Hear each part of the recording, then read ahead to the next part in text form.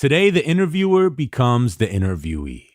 In his nearly 40 years as a producer, Rick Rubin's helped unlock creativity and inspire musical genius time and again.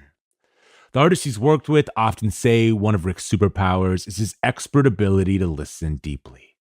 This month, Rick released his first book called The Creative Act, A Way of Being. In it, he shares practical principles on how anyone can generate creative authenticity and ultimately find their voice. The book also explores how a state of openness and belief can help inspire creative ideas and break down obstacles that limit artistic momentum. Malcolm Gladwell talks to Rick on today's episode about the Creative Act. Together, they break down principles in the book that are applicable to feelings of stagnation even beyond artistic life. Rick talks about why he believes creativity comes from external forces rather than internal ones, and he explains why he believes self-expression is not about you. This is Broken Record, liner notes for the digital age. I'm Justin Richmond. Here's Malcolm Gladwell with Rick Rubin. Rick. Hey. So I have a million questions. And I thought the fun thing to do would be to go through and I would just read you things I underlined because they're things that I would love for you to talk, that we could talk about, but to you in particular. But one of the fantastic things about this book is that I've almost rarely read a book where I felt like I was being invited to contribute. Do you know what I mean? Like every time you made a point, I was like, oh, I have something to add about that. Or this, I mean, I've never read a book like that where I'm like, half the time I'm talking to myself as I'm reading it. So that's what I thought we would get into that as well a little bit. But that's great. That's great. I'm so happy. First of all, I'm happy you like it. Happy you read it. Happy you like it. And I'm happy that it had that effect on you. And I will tell you, there was a version of the book, an unsuccessful version of the book, maybe 4 years ago, that talked about a lot of the same stuff that the book talks about. The content was similar and the writing was beautiful, but it wouldn't have elicited the reaction that you had, and that's why it didn't come out then. Yeah. And from the beginning, the purpose of the book was always, I want people to make great things. I want as much beautiful art in the world as possible. I'm a fan of beautiful things and exciting things and new things happening all the time. And the book was like a call to arms to go out and make something beautiful, change the world, you know? Well, so I have a million questions, but I wanted to start with a very general one, which is, because you're in the world of music, we're reading a lot of this through the lens of music. We're assuming you're talking about musicians, and you give examples of musicians from time to time. From time to time, you also talk about visual artists. You add that into the mix. But I was curious about, are we really talking about all art here? Or is there a difference in the way that music and visual art are done that you're specifically speaking to? I think it's how all creative choices are made. So not only does it include the visual arts, it includes starting a new business, a new recipe you're making as a chef, architectural choices you might make, solving a problem in life where you're not getting along with a family member and you want to get closer to them and have better communication. Yeah.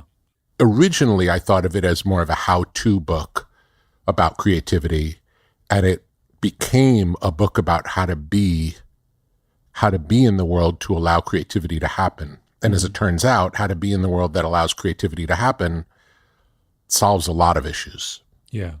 I did feel like about halfway through, I began to forget you were in music, and I felt like you were starting to talk more broadly about everyone. It's hard to escape the assumption that this is going to be a book about music at the very beginning. But there's a couple, I want to start reading to you some things and getting you to talk about them a little bit.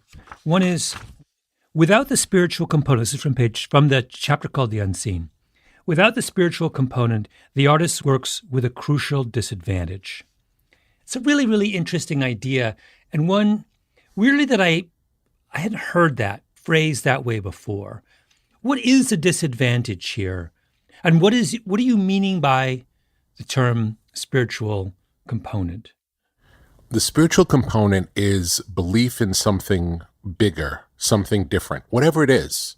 It could be believing in some universal power, believing that if you walk under a ladder, you'll have bad luck. You know, it could be anything that takes you out of the ordinary to allow you to see a wilder potential is good when you're making art. Yeah.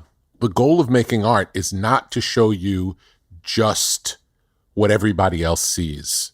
It's to see what's possible. And what's possible is radical.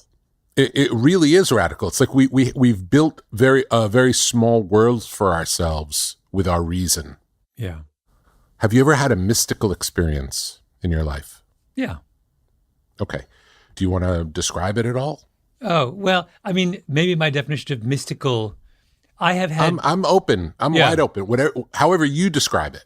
I mean, I've had moments probably around the death of my father would be an example of... The death of my father was a lot more than just about the death of my father. I guess that's the best way. You become aware in that moment that, oh, he's part of joining, going somewhere, whatever, much larger and older than we would have imagined. That was probably the closest I came to that. That I saw that in the gift of my grief was that. Yes. Was becoming aware of that. Would you say that based on that, you have been able to live at times in a deeper way based on that experience? Did it open something in you to allow you to see more than you saw before? Yes, I absolutely. I would count that experience as one of the most crucial of my life. And in a million years, I would never have thought that the death of someone I love more than anyone else would open me up in that way. That would be an example of touching something, I would say spiritual, something unseen, something from beyond, something that wouldn't have made sense to you before it happened. Yeah. If someone would have described it to you, you might have thought that doesn't really make sense to me. But then you got to feel it, and then you understood. And belief is that way. There's a part in the book that talks about what you believe in doesn't have to be true. That doesn't really matter. But belief has a power. And belief allows you to go further than you thought you can go. Yeah. And there are a lot of tools in the book that talk about overcoming voices that tell us we can't do things because we've learned we can't do things. You know, we've learned what's possible and what's impossible. And if we accept what's possible and what's impossible, we can't go beyond. If the Wright brothers accepted it was impossible for man to fly, we still wouldn't be flying. Mm-hmm. All of the great revolutions that have happened because someone believed in something that everyone thought wasn't possible. Yeah. This taps into a larger theme in your book, which I thought was really powerful, which is time and again you come back to the idea that one of the artist's jobs is, or obligations, is to look outside of him or herself. I mean, you do talk about how there's a chapter where you talk about the importance of paying very close attention to what's going on inside your own head and heart. Like, here's an example, not long after that first quote. When looking for a solution to a creative problem, pay close attention to what's happening around you. And what I love about that is, like, it's not that you think back over your history, remember some important thing you read 5 years ago, written by some genius. No, you're talking about in the moment. Here and now. Look around, and you can find kind of solutions, clues, what have you, just in the kind of most prosaic details of your existence at that moment, like in the room where you are. Yes. Now, I can't say it works 100% of the time. Yeah. It's not saying that. It's saying that if you live in a way where you're really open and paying attention to everything around you, the answers you're looking for are knocking on the door all the time. They don't come when you're searching for them. They come when you're open and allow them to come. Mm-hmm. One of the things that I talk about in the book is if you have a problem to solve, instead of thinking about it, hold the question in your awareness and go for a walk or swim or do something that takes your mind off of what you're trying to solve and engages you in something else. Yeah. And most often when you're engaged in something else, the part of you that's in the way of solving the problem loses its control over you. And you, through whatever it is, you can find a way to go for a drive, something where you have to pay attention enough. If you're driving, you can sort of drive on autopilot in without really paying attention. But if you're really not paying attention, you'll crash. You can tune out that much. So there is some part of you that's occupied when you're driving with the work at hand. The reason I thought that was interesting was I wondered in reading that, one thing that struck me, and I could be totally wrong, but my sense is that increasingly in a lot of creative fields, creativity is defined as something that is internal and deliberate. You look within yourself and your own experience and you mine them and you're talking about something that is in part external and unconscious. And I have a good friend who's a screenwriter, and I think by virtue of being my friend and watching, I'm a reporter, a journalist, I call people up and interview them and record what they say. He's changed the way he writes screenplays. Now he does as much reporting as he does as much as someone who's writing a nonfiction book. And he's doing it not because he's just cutting and pasting what he hears in the world into his, but he's doing a version of what you're talking about, which is he's opening himself up to if he wants to talk about, scientists, he goes and talks to lots and lots of scientists, and it opens him up to the way they think and feel. And that kind of approach to creativity strikes me as being one that seems out of vogue in a certain way. I mean, it's not what they're teaching in writing schools. No, it's not what they're teaching. And there's a line in the book, and I only know it because I was working on the audiobook yesterday and I read it yesterday. And it's a funny, counterintuitive line that self-expression is not about you.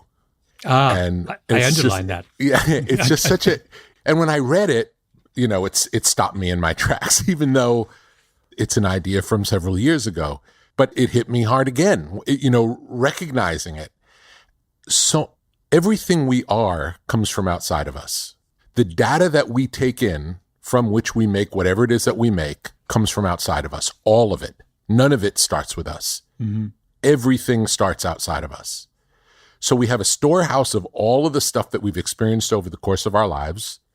And then we can find connections between those things. And we can find connections between those things from the past and these things happening now, whatever it may be. Mm-hmm. And when you're looking for it, it's surprising how often the answers are right there. Yeah. This is, read another one of my favorite lines. Distraction is not procrastination. Procrastination consistently undermines our ability to make things. Distraction is a strategy in service of the work, which is to your point. So a lot of what this exposure to the world outside of us is about is a kind of productive distraction, right? That's what you're saying with that. It's a combination. There's a productive distraction and an inspiration. The connection with the outside world also can be really inspiring. It can be inspiring if you pick places that are inspiring. I try to pick places to be where I find inspiration on a daily basis. You have a little moment where you're talking about how different, all of us have different strategies for that kind of inspirational place. You said Andy Warhol was said to create with a television, radio, and record player all on simultaneously. For Eminem, the noise of a single TV set is his preferred backdrop. Marcel Proust lined his walls with sound-absorbing cork, closed drapes, and wore earplugs. And I was curious, what's yours? Do you have a kind of mode like that? I would say I like to be in a quiet place, big, beautiful nature, less people. Mm-hmm. Yeah, I'd say natural beauty and less people. It's funny. I'm exactly the opposite. I had a very productive morning in a coffee shop. It was crowded, and I was sitting like literally right up against this 6'4" kid. I think he was like 22 years old, sitting next to his parents. And the kid was super interesting, and he was talking about the PLO in the 1970s and Yasser Arafat. And there was something about like, I don't know, I can't put my finger on what that kind of trigger. After a while, he became my background noise, but it was such a different voice that I was fixing a chapter of something I was working on. And I just suddenly saw the solution. And I think it was what we were talking about. It was some combination of, there's something about that being surrounded by unusual voices that really wakes me up to the range of solutions, right? I'm reminded, there's this kid who's thinking about something I don't think about in a context I'm not in, who's super interesting. Like, wow. So, there's a solution out there. It was funny because I had just read your chapter, which talks about that. And I was in that situation. Is that a place that you go to every day? Many days. I need voices. Mm-hmm. I need noise and voices and activity in order to be able to create. Mm-hmm. During the pandemic, I had one Sturgill Simpson album that I played over and over and over again. He was my voice. Was it what is that album? It's a fantastic album, whatever it was. So good. He's great. He is great. I don't know if he's out there. He helped me through many, many lean times during the pandemic.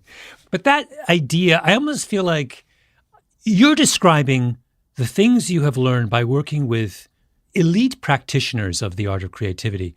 But I was struck by the gap between what you've learned from the top performers and what we're teaching to people at the outset.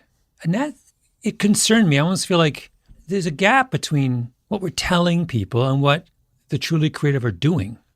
Yes. Yes, that's true. On this same point, on this gap, there's a moment when you're talking about, it's actually my favorite part of the book, when you're talking about strategies for unblocking yourself and talking about all the different ways that you think about that or approach that when you're working with people. And one of them was write in the voice of someone else. That's what we said. And Rick, once again, in the world we live in, that is an incendiary thought. That's called appropriation. And you have this beautiful, I want to quote, in a similar vein, you say, there are countless examples of imitation turning into legitimate innovation. Having a romanticized vision of an artist's genre or tradition may allow you to create something new because you see it from a different perspective than those closer to it. So not only are you saying that it can be really useful to inhabit someone else's voice or tradition, you're also saying that that can spark a whole new, more beautiful, greater kind of innovation because you're approaching it from your own perspective. You talk about Sergio Leone's spaghetti westerns being a good example of that they transform our understanding of what a Western is. I thought a lot about the audiobook we did with Paul Simon when he's talking about Graceland, which is that, right? Yes, 100%. Or Talking Heads, Remain in Light or Fear of Music. Those were inspired by African rhythms. Yeah.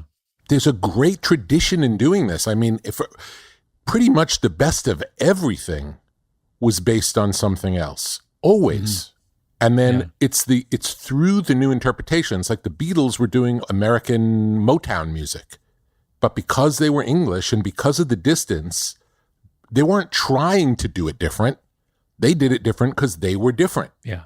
And that was the beauty of it. And that's how the Beatles became the Beatles, Yeah. They became the Beatles because they are the Beatles, but the music they were doing was they were trying to do Motown. Or as you point out, the Ramones were trying to be the Bay City Rollers. Yes, which is true. Yeah, Johnny Ramone told me that himself. So I know that to be true. That is so hilarious. For those of you who don't know the Bay City Rollers, they were just about the dumbest bubblegum band they were like the boy band of the early 70s. And the Ramones think that they had that song S-A-T-U-R-D-A-Y. Night, S-A-T-U-R. And then if you listen to the Ramones, they have those type of gabba gabba we accept, similar types of chants. Yes, that's right. Yeah, they take it and they twist it in this brilliant, beautiful, revolutionary way.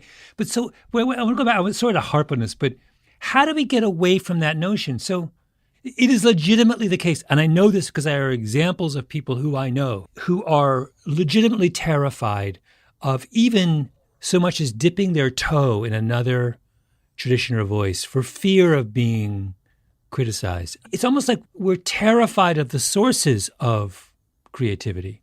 We're terrified to admit to ourselves what we're doing in the name of creativity. The reason someone imitates someone else is because they love someone else. That's why. It's only flattery.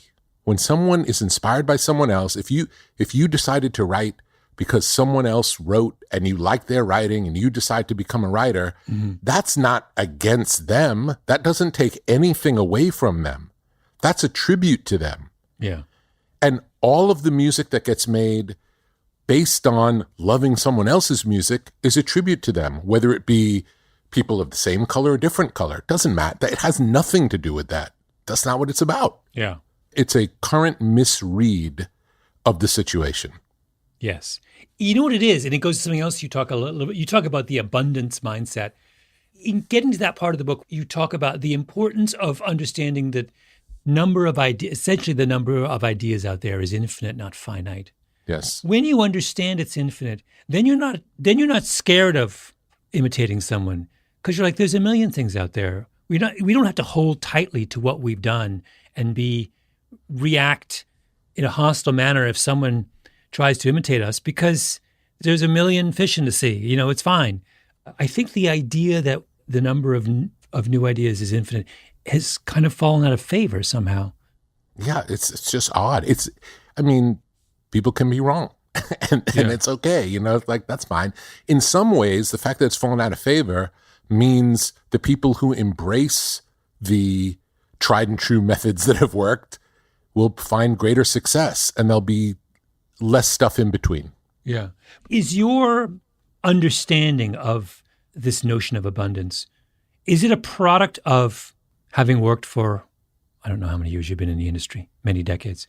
Did you feel the same way when you were 21? In other words, is it natural for the very young to be much more jealous, to much more jealously guard their ideas because they haven't had years and years of experience in seeing the kind of waterfall of ideas that's out there? Is that fair?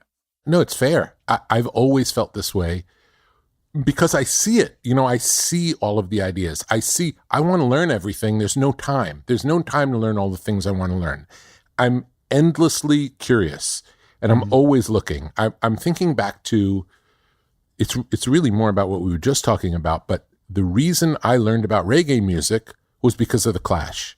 If it weren't for The Clash, I don't know if I would have ever come in contact with reggae music. Mm-hmm. So is it bad that The Clash did reggae music? Yeah. Because they turned on a whole generation of people who otherwise may not have ever heard about it?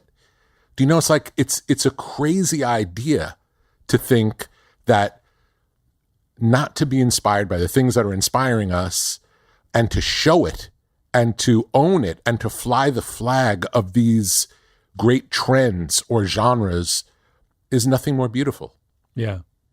We're going to pause for a quick break, and then we'll be back with more from Rick Rubin and Malcolm Gladwell. We're back with more from Rick Rubin and Malcolm Gladwell. I remember pretty early in my writing career when I was unhappy. I thought I was limited as a writer, and I remember sitting down with, I've forgotten which book it was, one of Michael Lewis's books and one of Janet Malcolm's books, two narrative nonfiction writers who are extraordinarily good at the one thing I thought I was weak at, which is character. Literally sitting down and studying them like they were the Talmud. Like, what's he doing here? How much time does he spend? Literally measuring how much time does he spend describing someone. I was getting itchy feet. I'd introduce a character and I think, oh, you must be bored of the character. And then I read Michael Lewis and it's like, he has the same character the whole book and we're not bored of him. How does he do that, right? Or Janet Malcolm would like peel one layer after another off the onion and you'd be like, there can't be any onion left. There was always onion left. I was like, yes. How does she do that? And it to your point about, you had that lovely thing about the back and forth between the Beatles and the Beach Boys. Brian Wilson sees White Album and says, was it White Album that inspires him? It starts with Rubber Soul. It starts with Rubber Soul. Yeah. And then based on Brian Wilson hearing Rubber Soul, he makes Pet Sounds. Based on the song God Only Knows, Paul has the idea for Sgt. Pepper. Yeah. And the point that I make there is not they weren't doing that out of competition. It was out of love and inspiration. And it was an upward spiral between them of inspire a reaction, lifting the level. It was, they made each other better. They weren't trying to beat each other. It was different than that. They loved each other. Yeah. Explain to me, it's sort of obvious, but I'd love for you to talk about it. Why is it important that it comes out of love and not competition? What is it about a competitive drive that is more limiting than a drive of love? Well, first of all, majority of what we're talking about is art. And the way that I see art is it really is about our own self-expression. So I'll give you an example. I just wrote a book. You write a lot of books. The idea of Rick's book competing with Malcolm's book is an insane idea. You write a Malcolm book. I write a Rick book. No one but Malcolm can write a Malcolm book. No one but Rick can write a Rick book. They're mutually exclusive things. Everything is like that. So if you're focused on beating someone else, it makes me think you're not actually playing the same game that I'm playing. The game that I'm playing is I want to make the best thing that I can make for me. That's all. And if someone else likes it, it's great. There's a chapter in the book about success, which is success is when you feel good enough about it, a piece of work you've made, to share it in the world. That's the moment of success. Whatever happens after that's completely out of our control. But the moment that you sign off, it's like, here we go, and then move on to your next project, that's where success lies. So to work on a vibration of competition, it's one thing if it's about running a race. This is not running a race. This really is always apples and oranges. Yeah. Although, it's funny. I think you're selling your idea a little short. I was thinking about this when I read that part. I'm a big fan of cars. And there's a very particular moment in the early aughts when car design goes through a stage that I think everyone who loves cars thinks was one of a kind of extraordinary moment of. It was a kind of, when cars started to look very kind of Bauhausy. I don't know how well you know cars, but there was a very beautiful E-Class that Mercedes put out in the early aughts, which is very, very clean lines, round headlights. At the same time, Audi put out the first iteration of the style they're still in, but it was very clean and they all were doing this, a very similar aesthetic, which was a rejection of a lot of the kind of clutter and complication that had gone on in the previous generation of car design. And you could see it across all the kind of elite car makers. And, nominally you would say these are guys who really are in competition with each other. They are battling over a finite marketplace. They're making the same thing, cars that people drive. But they weren't all pursuing this Bauhaus design strategy. It was out of love. Absolutely. The guy at Audi saw that E-Class and it's like, oh my God, that's a gorgeous car. I want to do my version of it. I mean, it wasn't like, let's take market share from, at that level. I mean, maybe it was in the marketing group, but at the level of the designer, it was clearly, they all fell in love. Yes. With this particular. So I think it goes beyond what we think of as the art, narrowly as the arts. I think you see it everywhere that fundamentally, in a million different ways, even people who are locked in competition with each other sometimes push that aside and do things out of a genuine affection for what they're just blown away by something they see and like, oh my God. Here's an even more metaphysical version of that, where the same thing happens, but it's not a reaction. So in the example you gave, Mercedes came out with a beautiful new design, and Audi, inspired by that design, made something new. There are also, throughout history, examples of 2 or 3 similar novel approaches entering at the same time. Yeah. Not based on seeing each other. Yeah. Just based on, it's time for this. Yeah. And maybe it's possible that the thing that inspired Mercedes to want to do it is the thing that inspired Audi to want to do it, but that's different than Audi wanting to copy what Mercedes did. Yeah. And that's a fascinating thing when there are these movements of art where it just springs up all over the planet at the same time, not because they saw it and want to do it, but because now is the time for this new thing, whatever it is. Yeah. But at its root, it's the same thing because they're falling in love with the same idea in the world simultaneously. You can either fall in love with what Joe across the pond is doing, or me and Joe can fall in love with something, in the world of ideas that's really beautiful and novel. But I think the engine is the same, which is it's love. Yes. It seems more magical when when you don't see one like it first. Yeah. There's something about it when, I don't know if it's ever happened to you, it has happened to me, where I'll have an idea for something and I don't act on that right away. And then within 6 months or a year, someone else does it. They didn't steal my idea. Yeah. It was time for that to happen. Let's keep going. There's so much wonderful stuff here. I want to give listeners more of a taste of. There was several moments when I was either surprised, and in one case, really genuinely wanted more of a explanation, and that was when the work has 5 mistakes, it's not yet completed. When it has 8 mistakes, it might be. Yes. Rick, what does that mean? We get hung up on the idea of perfection. Mm-hmm. And we think perfection is what we're looking for, when really what we're looking for is something with emotion in it, something with humanity in it. And humanity has flaws. Mm-hmm. So we can use the example of the Leaning Tower of Pisa. At the time that it was made, it was a mistake.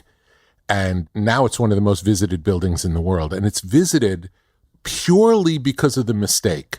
We collect old Persian rugs that were handmade and that have been lived in, whereas you can buy a new machine-made rug now that's more perfect than that, but it doesn't have the same humanity in it. Mm-hmm. And the reason I use the example of 5 and 8 are they're random choices. Those are not specific. Yeah. Those are not those are not, if you have 5, you got to get to 8 for it to work. But it's a way of thinking where we're not looking to make it perfect. We're looking for the soulful version. Mm-hmm. That could either be going further towards perfection or backwards away from it. Mm-hmm. And it might just as well be backwards away from it for it to feel good when we're making art. Can you think about a project you've worked on that you think is beautiful and authentic in precisely this imperfect way, that has mistakes that you think it benefited from? I can give you an example close to both of our hearts, mm-hmm. which is interesting. When we had the Broken Record logo designed, it was originally done, it was designed on a computer, and it was a very formal design, graphic design. And a friend of mine suggested, you ought to try doing that by hand. Yeah. And then we suggested to the designer, try it by hand. And the one that we ended up picking was the one done by hand. It was less perfect than the original version, but it had more personality. Yeah. It's very clarifying because I think it's very easy to lose sight of what the audience for a work of art wants. They want the creator. It's a way of looking into the mind or heart of the creator. They don't want some abstract thing that fits every criteria of perfection, right? We're looking for, to give the example back of when I went through my period where I was obsessively reading Michael Lewis and Janet Malcolm. Janet Malcolm's a good example of this, or both. When you read them, you feel like you know the two of those writers when you read their writing. At the end of a Michael Lewis book, you feel like you've been hanging out with him and have a window into his world. Janet Malcolm's books are weird and quirky and sometimes disturbing, but you love that because you're like, oh, she's such a kind of fascinating character. And my worry when I was reading them was that people weren't having that. That was not the experience my readers were having. That they were getting something that was too abstract.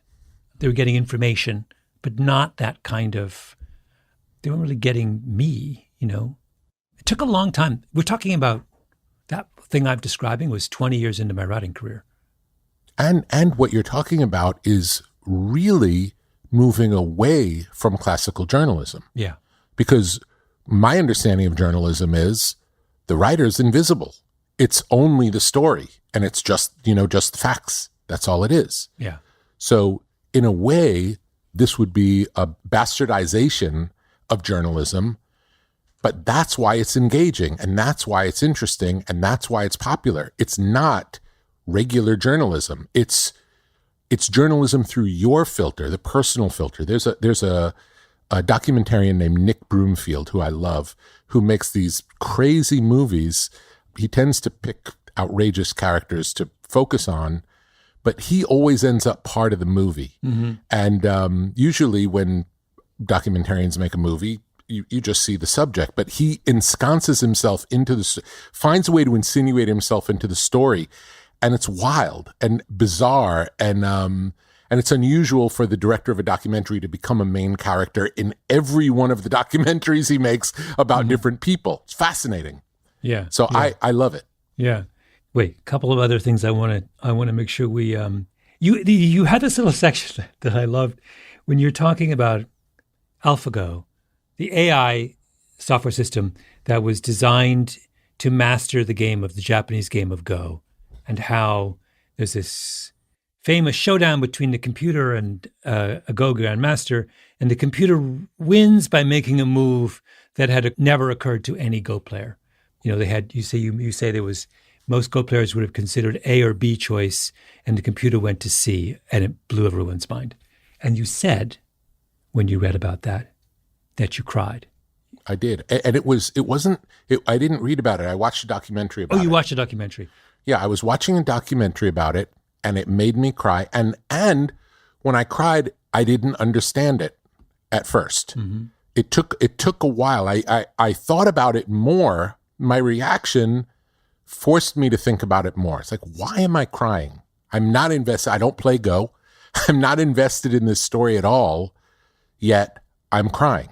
Mm-hmm. And originally, my first thought was, am I crying because machines are beating humans? No, that's not what it is. I'm crying because the way that the computer won wasn't by knowing more than the grandmaster. The computer won because it knew less than the grandmaster. And that's what made me cry. It's that the computer didn't have all of the baggage and cultural dogma of how you're supposed to play Go. Mm-hmm. It only knew, these are the rules of the game, I'm playing the rules of the game. And it was fascinating to me because it made me realize, if we can let go of the beliefs of how we're supposed to do things, anything may be possible. Mm-hmm. It's the tip of the iceberg for the game Go, for sure, but maybe it's the tip of the iceberg for everything. And if we can get back to that beginner's mind of not knowing, of accepting that we don't know, we can break through in ways never understood before. Yeah. Never thought possible before. It's funny because I didn't see this documentary. And when I read about your description of how much you were moved by that moment, I was also moved, but not for the reasons you were. I was moved because what that told me was that when human beings play Go, they're not playing Go. In other words, the computer saw Go in its entirety, in a technical sense, saw every conceivable move you could make, made one that would never have occurred to us. When human beings play Go, we're playing this very small, parochial version, governed not just by the rules and potentials of the board, but by our own assumptions, habits, practices, cultural. Yes. And yes. I actually kind of love that about us. In other words, that we've colonized and humanized and brought all of our kind of heart-rending limitations, even to something like a board game. Yeah. And that's very moving to me. Like, the computer has the chilly, impersonal version of Go.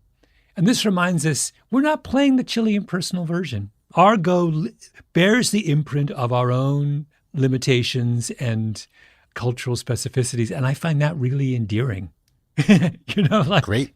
Great. But it's funny, we both see the same thing and are moved by it. I don't think what I'm saying and what you're saying are incompatible. I think they're actually compatible. No. I think they're almost opposites. And the fact that they are both something to fall in love with about the story is amazing. I love that. Yeah. But this is actually something that what I've just described is something you do a lot in this book, which is there are a lot of moments where it appears that you're making points that contradict each other, but you're not. This is the furthest from black and white, this book. There is a lot of this kind of yinging and yanging in it that I thought was really very, very you. It's very like, it's not like you do it this way, not this way. Like the necessity of being both inwardly sensitive and outwardly sensitive. It's not one or the other. It's like there's a balance that you have to kind of observe. We'll be right back with the rest of Malcolm Gladwell and Rick Rubin's conversation after a quick break. We're back with more from Rick Rubin and Malcolm Gladwell. There's a passage there that I really love where you're talking about sometimes there is a musician who you'll listen to when they're trying something radically new. Do you remember this? And you're baffled by it the first time you listen and baffled the second time, and you keep listening, and then finally it becomes something you can't live without. Yes. And I was wondering, was there someone in mind when you... Several. My first experience of that was a group called Trouble Funk. Oh, yeah. In the early days of hip hop, when I was in high school, the only place you could hear hip hop was once a week, a 1-hour show on WHBI called Mr. Magic's Rap Attack. And that was the only, and I recorded it, I cassette recorded it every week, as did all the other hip hop heads in my high school. And, maybe the 6 of us.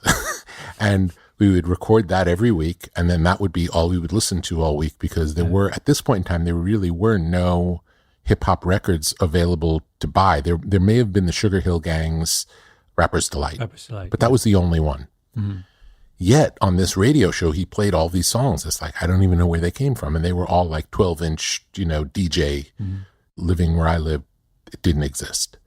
So I'd listen to that every week and hear whatever was going on in rap music. And again, it was a very tight time because all there was an hour, and with, plus it had commercials in it for places like Brad's Record Den in the Bronx, which is, I guess, where you could have bought some of those other songs that I had never gone at that time. I have gone since. And one week in the middle of these all rap songs, he played a Trouble Funk song, which is not rap music. It's go-go music. Yeah. And it's long. And the song was maybe 7 or 9 minutes long. So a 7 or 9 non-rap song took up 7 to 9 minutes of my 60 minutes plus commercials removed, my little bit of rap music for the week. And I was so angry. And every time I would listen to the cassette, I would forward through the Trouble Funk song to get to the rap music. And I did this. And then one time I listened to the Trouble Funk song. And then it took time, but eventually, within a couple of weeks, the only thing I was listening to on that tape was the Trouble Funk song. Yeah. So that's one example. But I'm sure there are many more. I remember the first time I heard 9 Inch Nails, I didn't like any of the industrial music I had heard up until the point of 9 Inch Nails. Mm-hmm. And when I heard 9 Inch Nails, my initial reaction to it was, this is that kind of music I don't like. I don't like the production. I don't like those sounds. And then eventually, took probably a year, 9 Inch Nails became my favorite group. But the things that I didn't like about it weren't the things that were good about it. In the case of 9 Inch Nails, case, Trent's songwriting was so far superior to anyone else making that kind of music that once I could hear his songs, it didn't matter whether or not I liked the style. Yeah. And then when I liked the songs, eventually I grew to even like the style because his songs made me like the style. Oh, I see. It's this interesting thing about, for different kinds of creative experiences, there are different thresholds. The familiar has a very low threshold. The unfamiliar has a much longer threshold. But what's interesting with that story is very particular to you, is that you had the patience to wait long enough so you could reach the threshold of understanding what Trouble Funk was doing or what Trent Reznor was doing. That's unusual. So a lot of what you're talking about in this book really does seem to be things that can be taught and understood, and you shift what you're describing now is something very, not impossible to teach, but very hard to teach. To persist with something you didn't like, the Trouble Funk. No. And yet somehow you kept coming back in one way. You didn't dismiss it. You disliked it without dismissing it. That's, I guess, what I'm trying to say. That 99% of people, when they dislike, they dismiss. But you didn't. I want to understand, why didn't you? I may have. Back then, I may have dismissed it, but for whatever reason, because it was on a cassette and because I had to keep coming back and forward when it would come on, and I might be doing something else in my room, it was able to get through to me. And this, again, we get to the metaphysical aspect of it. The universe wanted me to hear Trouble Funk. That's why I was able to hear it. Mm-hmm. If it wouldn't have presented itself over and over to me, I wouldn't have. So yes, I allowed it in, but it wasn't all me. Mm-hmm. It's, I'll give you another example. It's not uncommon when I'm out and about to have someone recommend something that they think I'll like. And when they recommend it to me, I listen and it sounds like a terrible something that I don't like, the kind of thing I don't like, whatever it is. An example would be, it's not a real example. Hypothetical example is, oh, you love this new horror movie. I don't like horror movies. There's no chance I'm going to watch a horror movie. That wouldn't work. If 3 different people who don't know each other all suggest to me to watch that horror movie, I will watch that horror movie, even though I know it's something I don't like. And the reason is, the universe really wants me to be aware of this. Mm-hmm. People are telling me. Why are people telling me? Mm-hmm. This is not for me. So that's an example of, again, paying attention to the signs around you. If several of your friends tell you the same thing that you initially discounted, it might be worth a look. This is funny because this goes into one of my, it's similar to one of my little, I have a rule, I have these implicit rules I carry around in my head. And one of my rules is never say something's that you consume or see or whatever is bad. Only say, I think it's bad right now. Yes. Great. And if, by the way, the whole world, social media particularly, would be so greatly improved by that rule, right? I don't like what you said right now. Yes. It's very different from saying what you said is wrong, right? It's absolutely polar opposite. But adopting that with art, I wonder about how many, I'm talking now about sort of the critical community, how much criticism, how much it would change our understanding of art if critics universally followed that rule. In other words, if they always acknowledged that they may be in a situation that you were in with Trouble Funk, that the universe wasn't there yet, you weren't there yet, and also that story about Trouble Funk is that you weren't looking for Trouble Funk. You were looking for hip-hop. So like it was an intrusion in the beginning. It wasn't a treasure. It was something that didn't belong. Yes. It was something that didn't belong and was taking up valuable time. Valuable cassette deck space, yes, because it was only 60 minutes. Did you have the 90s back then or just the 60s? We had 60s and 90s and eventually 120s. I remember that. 120s were huge. But that idea of building into our critical assessments some notion about probability, that my judgment is conditioned on 2 things, idiosyncratic to me, and it is at this moment. And both of those things may not be true in some future date. That just is so insanely liberating to me. Like, I don't understand. Can't we pass this law that says you're only allowed, you must always use I think and right now in any creative judgment? Yeah. It's also related to another thing mentioned in the book, the idea of I can't do that. Yes. We never say I can't do that. You can say I haven't done that yet.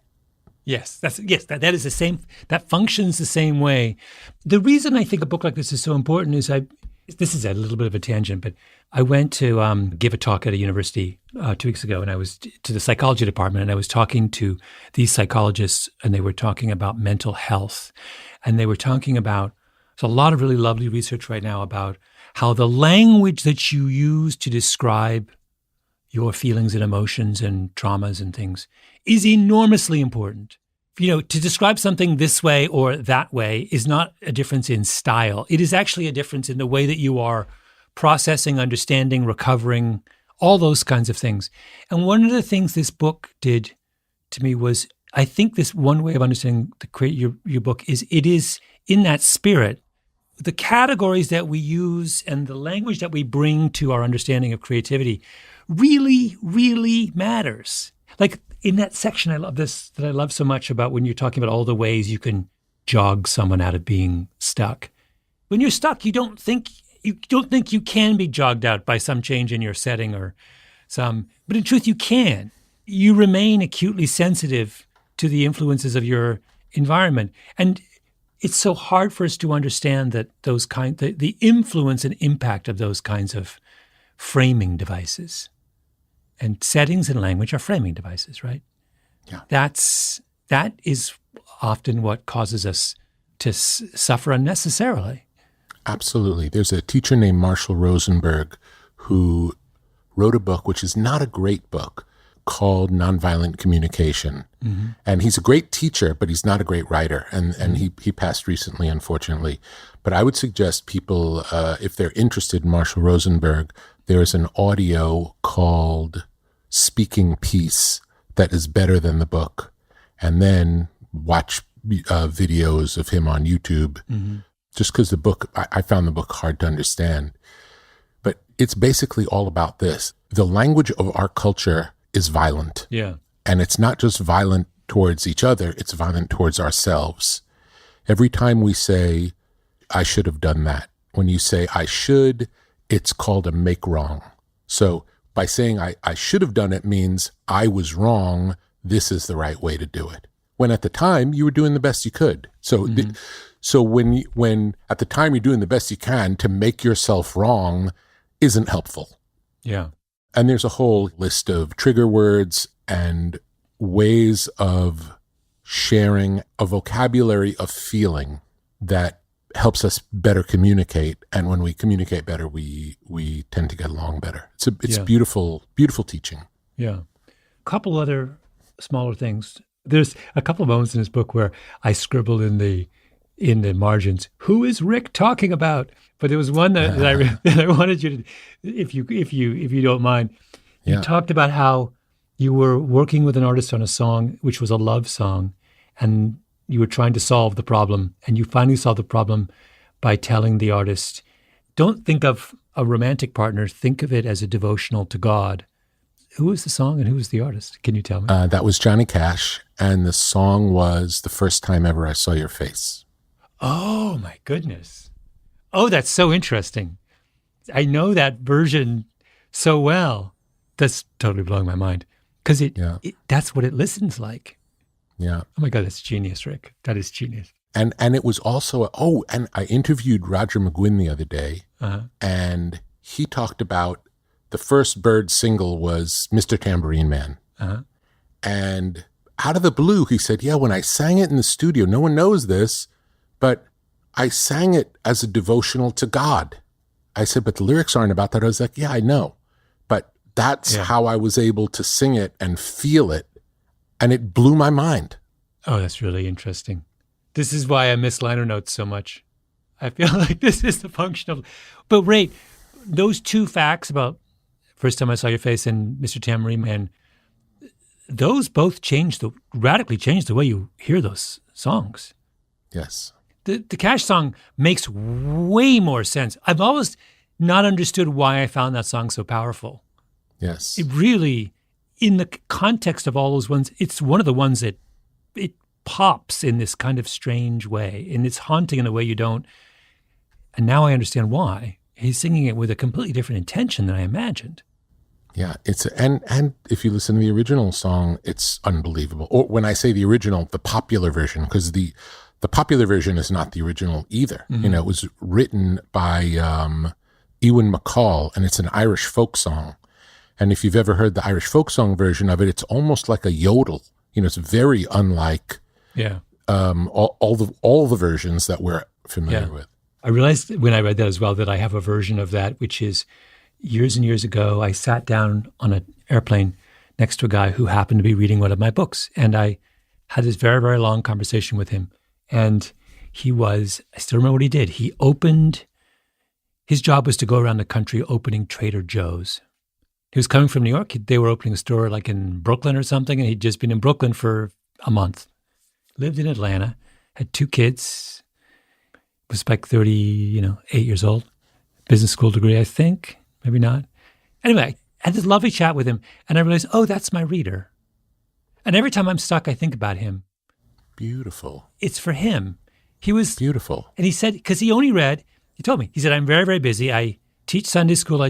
I'm a coach in my kids' little league, and I have this job, which is very demanding. I have time to read 3 books a year. And I realized, and he's chosen one of mine. I'm one of his 3, which is like phenomenally flattering thing. And I realized, if I can keep being one of his 3 books every year, then I will succeed. Beautiful. Right? And that, beautiful. I think about him all the time. He was like That's great. Yeah, really, really. But it's insanely liberating to know that's what it's for, right? Yes, for that and guy on the airplane. The fact that you randomly got assigned that seat, he happened to be reading your book on that particular flight. Mm-hmm. Yeah, it could be, it's all a coincidence, yet it's what you needed to hear to be able to keep doing what you've been doing for all these years since then. Maybe it's accidental. Who knows? Yeah. That's the point. It's like these things happen all the time. Yeah. Maybe they're all accidents. It's fine. It doesn't matter if they are or not. Yeah. But if they happen, and if you can use that information like you do, we all win. Yeah. All to the better. All right, Rick, one last thing. The last thing I underlined in your book, page 365. And I was like, wait, I didn't expect this, which was, hold on, let me just go there. What is it? And I don't know why in retrospect I found this so surprising, but you say, when I work with artists, we make an agreement. We continue the process until reaching the point where we are all happy with the work. All in is italicized in that. And I was like, I realized, and maybe this is because how badly I needed your book, it never occurred to me that there would be art on the level that you have been a part of creating without dissent. I was just shocked. I was like, wait, you've done all this for so many years with so many different people under an explicit promise of unanimity. That blew my mind. There'll be dissent along the way. Yeah. But that just means we haven't gone far enough. It just means if you like it and I don't, it's not good enough. And if I like it and you don't, it's not good enough. And if we can get to the point where we both love it, it's probably better than the one that one of us loved and the other didn't. And if there are 5 people in a band, and if 3 of them like it and 2 of them don't, and you get to the point where all 5 of them like it, chances are it's better. And not just that, you're done. Yes. Yeah. No, it was just like such a kind of, I just thought of that idea that what you're building in the end is a kind of harmony among all of the voices is a beautiful way to end a very, very beautiful book. There's a part in the book where we talk about cooperation, which is exactly this, working with other people. Historically, I'll say most times that people work together, there's a rivalry of ideas. Mm-hmm. Each person is arguing to win the debate, to have their idea be the one that's chosen. And I'm saying that's not productive. Yeah. And the best way to do it is for everyone to demonstrate their ideas. It's even better if they're demonstrated in a blind way where we don't even know whose idea is what. We just hear the ideas and then everybody picks. Yeah. And usually it's pretty obvious. And it really does happen naturally. And it's only through the ego of wanting it to be my way that there are these conflicts. Mm-hmm. But if everyone is working together for it to be the best that it can be, and if we respect each other enough to know if I think it's the best it can be and you think it can be better, I'll go on that ride. And same the other way. Yeah. ultimately we get to a beautiful place. Rick, that is lovely. And thank you for writing such a beautiful book. May many, many, many people enjoy it as much as I have. Thank you so much. I really appreciate you reading it. It's fantastic. Yeah. Makes me happy. I want to thank Rick on the record for taking the time to put his philosophies around creativity in a book. The Creative Act, A Way of Being, is out now. Be sure to check it out. You can subscribe to our YouTube channel at youtube.com/Broken Record Podcast. We can find all of our new episodes. You can follow us on Twitter at Broken Record. Broken Record is produced with help from Leah Rose, Jason Gambrell, Ben Tolliday, Eric Sandler, Jennifer Sanchez. Our editor is Sophie Crane. Our executive producer is Mia LaBelle. Broken Record is a production of Pushkin Industries. If you love this show and others from Pushkin, consider subscribing to Pushkin Plus. Pushkin Plus is a podcast subscription that offers bonus content and uninterrupted ad-free listening for $4.99 a month. Look for Pushkin Plus on Apple Podcast subscriptions. And if you like our show, please remember to share, rate, and review us on your podcast app. Our theme music's by Kenny Beats. I'm Justin Richmond.